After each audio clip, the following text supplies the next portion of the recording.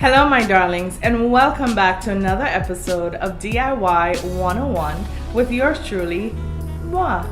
On today's episode, I'm going to share with you some pros and some cons of E6000 glue. Stay tuned. For as long as I have been crafting, I have been asked the question, Miss Danielle, which glue is better for, let's say for example, which project? And so what I hope to do today is share with you some pros and some cons of our very beloved E6000, because as I sit here, I am certain that most of us, if not all of us, have a tube of E6000 lying around somewhere in our homes or in our crafting room getting ready to go. And so my hope is that in sharing this information with you, you will be able to make an educated decision in the coming weeks as you decide which adhesive is going to be better for the products that you are creating. And so without any further ado, the pros and the cons of E6000. Yay! All right, so pro number one, we know that E6000 gives us a very strong adhesion. Now, what I did not know prior to making this video and in doing my research, I learned that the cure on E6000 actually takes up to 72 hours to be final, not the 24 hours as we once originally thought. And so you will have an adhesion in 24 hours, but for that adhesion to be secure, it is going to take you roughly 72 hours for that to happen. However, nevertheless, we know that our E6000 gives us a very strong bond. Secondly, E6000, I just had a pause there. I don't know what I was thinking about. Sorry. E6000 comes in a variety of colors. If you did not know, there is the transparent one that many crafters use. There is a white and there is a black one. And I just say kudos to the company for giving those options. If you ever needed a white adhesive or even a black one, E6000 gives that to you. And so that is a huge thumbs up. All right. Pro number three, E6000 also comes in a variety of nozzles. There is a one larger tube that I don't think many of us use because there is that huge nozzle without much control that I'm quite certain they use for industrial purposes. But there's also, I believe, the 2.6 ounce tube that many of us use that has that streamlined nozzle, which helps us to place our glue in a nice stream. And there is also the tiny tubes that you can use to help you when you're working on your smaller crafts or your more intricate details. Another thumbs up. All right. Number four, E6000 is good for both indoor and outdoor uses. And I can attest to this fact because in creating, I have also created some outdoor pieces that I use to decorate around my home outdoors, and they are standing strong. Outdoor, I can say, also reads waterproof. So that is a good pro.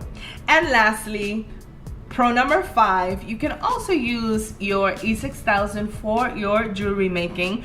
I know for a fact, because I have a tube, there is also a E6000 jewelry glue that you can use, but our beloved E6000 is very versatile. So, yay!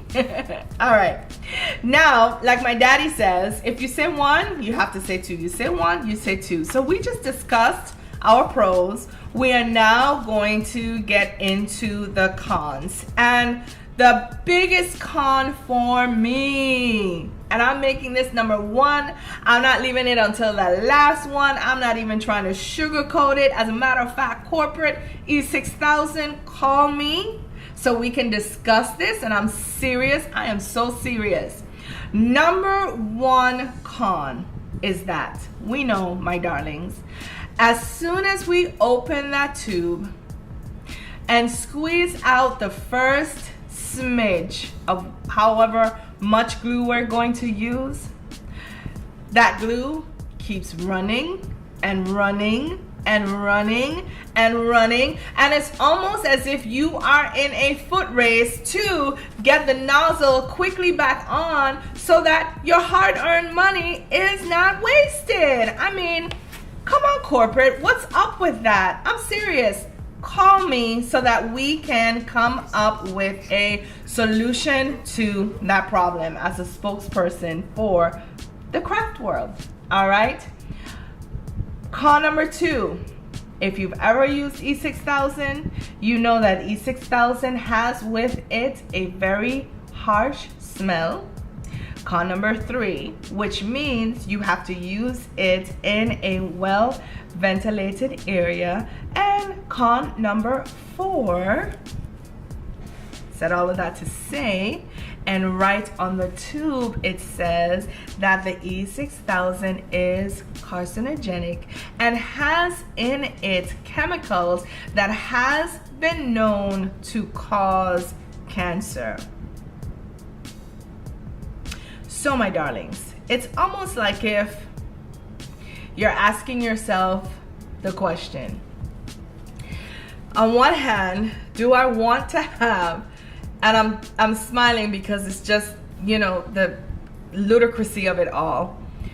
Do I want to have a very secure project that I can display my talent or possibly have used or showcased at an event? Or number two, or I should say rather, while taking my own life in my hand? So I would say to you, darlings, on that note, please be sure that if you are using E6000, that you are protecting your skin by using gloves. I know I have to get better with that myself. That you are using it in a well ventilated area as they suggest, and that even if you are using it in a well ventilated area, you are using a mask or you are using a respirator. All right, seriously. And last but not least, con number 5, E6000 and styrofoam does not mix. Like I tell my students at school, follow my hair? Nope. Follow my chin? Yes. Okay. But in this instance, follow my hair? Nope. They do not marry. They do not meld. They do not work well together. As a matter of fact, that E6000 burns or melts rather that styrofoam. And so if you are working with styrofoam, you will, I'm sorry, have to use another glue altogether.